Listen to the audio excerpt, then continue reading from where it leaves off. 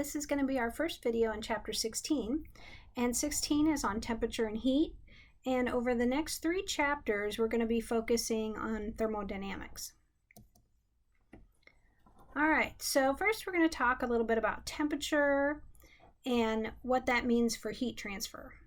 So heat is energy that's transferred between 2 objects, and they have to have a difference in temperature. And as long as they have a difference in temperature, then that energy is going to continue to flow. And in order to have thermal contact, that means the objects are touching and the heat can flow between those 2 objects. Once they reach the same temperature, then the energy, there's going to be no net transfer of energy, and they are going to reach what's called thermal equilibrium when they're at the same temperature. And the Zeroth law of thermodynamics, there's actually 4 laws of thermodynamics. There's the first, second, third law, and then as an afterthought, they added the Zeroth law. And the Zeroth law says that if A is at thermal equilibrium with B, and C is also in thermal equilibrium with B, then that means A and C have to be at the same temperature. And that was an assumption that we're making, because we're saying that A and B are the same, and then C and B are the same, then that means A and C also have to be at the same temperature. And we know we don't like to make assumptions, so they decided they better go ahead and clarify and state that assumption. And that's why the Zeroth law was kind of an afterthought. Now, the only factor that determines which direction the energy is going to be transferred and if energy is going to be transferred is the temperature. So as long as there's a difference in your temperature, then energy is going to flow from the object with a higher temperature to an object with a lower temperature. All right, so here they're showing a picture. We have A and B. This is our Zeroth law of thermodynamics. A and B are at thermal equilibrium, and B and C are at thermal equilibrium. Therefore, A and C has to be in thermal equilibrium. All right, so when we talk about temperature of the 2 different materials, we have to have scales that we're going to use for our temperature. And we have the Celsius scale, and on the Celsius scale, water freezes at 0 and it boils at 100. And the Fahrenheit scale is the scale that you're most familiar with. In that case, water freezes at 32 and it boils at 212. We need to convert back and forth between those because we're going to be using actually Kelvin, but Celsius is what you would be reading from a thermometer. So they give us our 2 here, and this first equation, this is written incorrectly on your equation sheet. On your equation sheet, it has 9/5 C, and then it says in parentheses F plus 32. That shouldn't be the case. It's 9/5 of the Celsius temperature, and then you add 32. So those should not be on there. So 9/5 Celsius plus 32, no parentheses around that. And then if we want to go backwards, we would take the Fahrenheit temperature minus 32 and then take it times 5/9. Okay, so in this case we can see that pressure is proportional to temperature. And all gases are going to reach 0 pressure at the same temperature, and that temperature is absolute 0. And absolute 0 is negative 273 Celsius, which is called 0 Kelvin. All right, so that 0 Kelvin is called absolute 0, and we can convert between Celsius and Kelvin using this equation. So Celsius temperature plus 273 is Kelvin. And in nearly all of our equations that we're going to be using later on in this chapter, temperature is going to have to be in Kelvin. All right, this is a comparison of our 3 different temperature scales. We have our Fahrenheit, where we are going to freeze at 32 and boil at 212. Celsius, which is 0 and 100. And then if I add 273, I would get 273 and 373. So that's comparing our 3 different scales. All right, so in this case we have an example. They want me to convert 115 Fahrenheit in order to find the Celsius. So I'm going to take my Fahrenheit temperature minus 32 and then take it times 5/9. So 115 minus 32, and then take it times 5/9, and I get a temperature of 46 degrees Celsius. All right, so continuing on with our discussion of temperature, whenever we heat materials, they tend to expand. The larger the temperature change that we heated it from and to, the more they're going to expand. And when we talk about things expanding, if we're talking about linear expansion, then we have what's called a coefficient of linear expansion. And that's going to be constant for one particular material, but each material is going to have its own coefficient of linear expansion. And that coefficient of linear expansion, you can see here's our symbol that we're going to use, and we've seen that symbol before.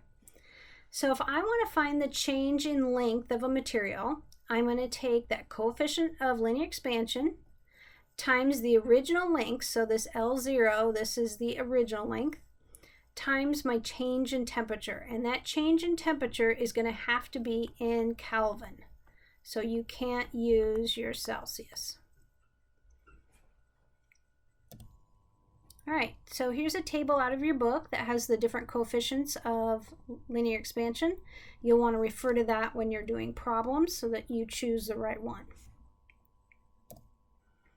All right, this is a bimetallic strip, and bimetallic strips are used a lot in thermostats.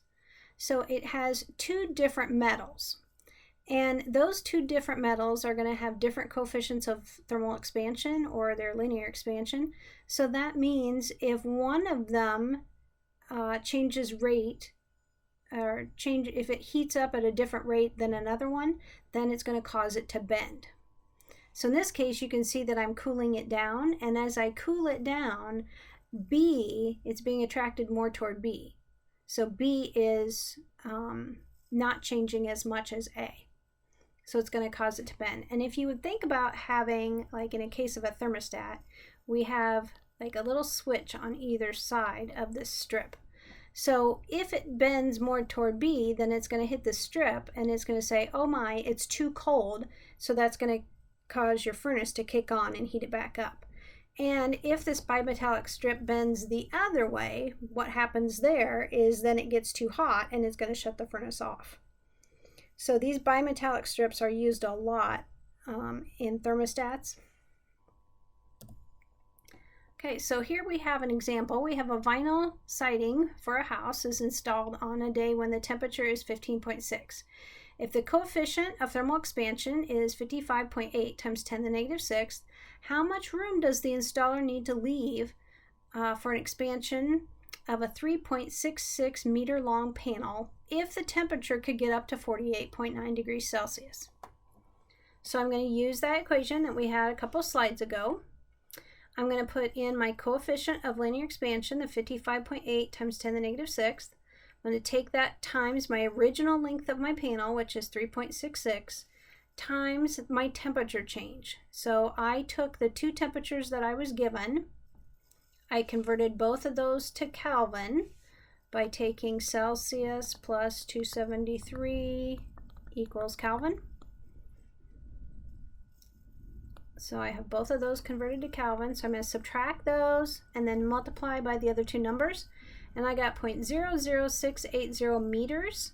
And that seems like kind of a really small number. So that I put it in millimeters. So about 6.8 millimeters is how much of a gap that I would need to leave.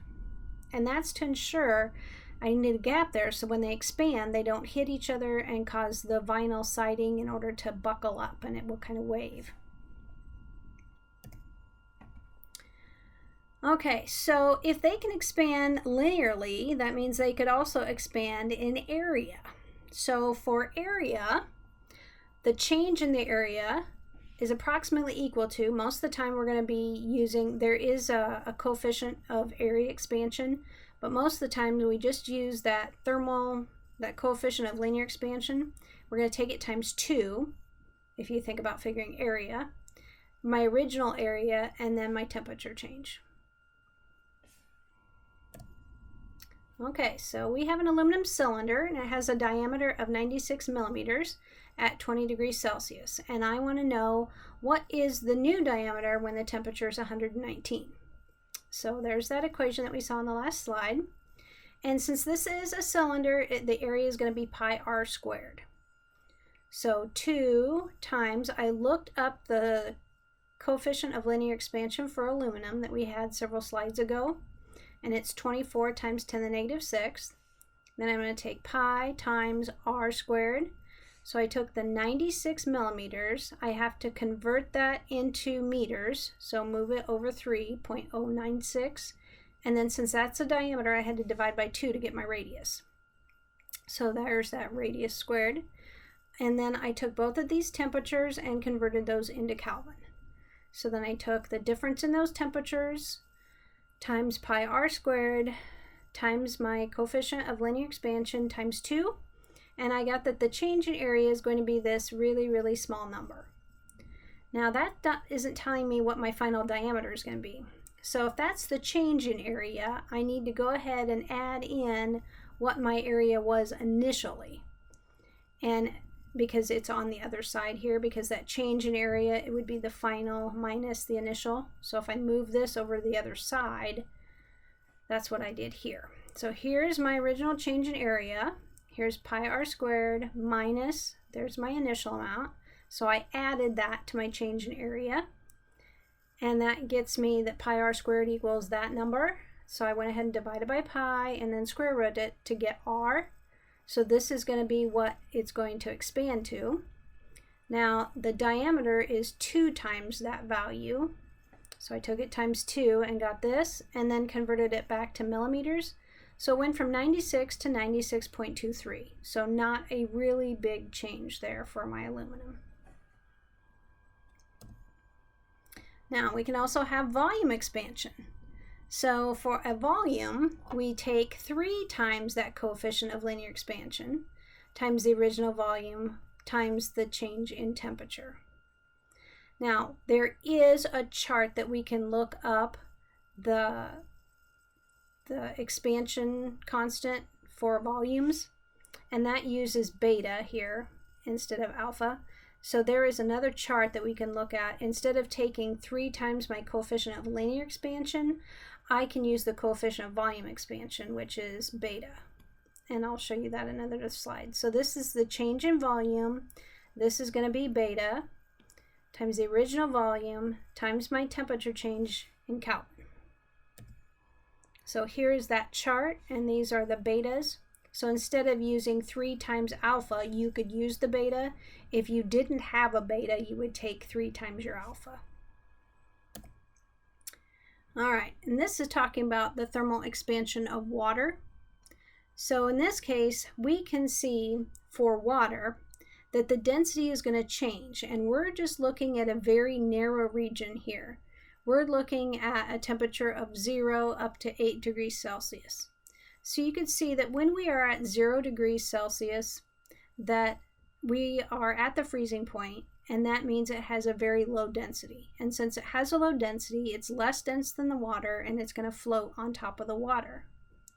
Now, as we start to heat that, we can see that it expands, and as it expands, that means it's going to have a bigger volume, so that means the density is going to increase. And I get to a maximum here at 4 degrees Celsius. So it's going to expand, causing the density to increase until it gets to 4 degrees Celsius. Now you can see after 4 degrees Celsius, then what's going to happen is the density is going to decrease again, and that means that it's going to be lighter. So if we look at this, the ones that are the most dense is at 4 degrees. So if we are thinking about a lake or something like that, most dense means it's going to be at the bottom. So it means at the bottom of a lake, even if there's a layer of ice up here, the bottom of the lake is going to stay constant at about 4 degrees Celsius all year round, which is really good for the aquatic life that is in the lake because they need fairly constant temperatures. And if you think about when you're fishing, most of the time you're catching your fish down in the bottom. So that at the bottom depth, that temperature is going to stay fairly constant at about 4 degrees Celsius. And that's due to the thermal expansion. So it's going to expand, and therefore the density is going to increase till we get up to 4 degrees. After that, it's going to get less dense again, and then it would rise. So as the water gets warmer, it rises to the top. And when it's frozen, of course, it's at the very top. That's part of the reason why when we get to 0 degrees and we know that the density is very low at the top, that it actually, we can see it expands. And that's why anytime you have like water in a water bottle and it freezes, it can burst that. That's also, if we think about in a house, if it gets too cold, the ice, when it turns to ice, it expands, and that could cause the pipes to burst. So that's the end of the first lecture here in chapter 16.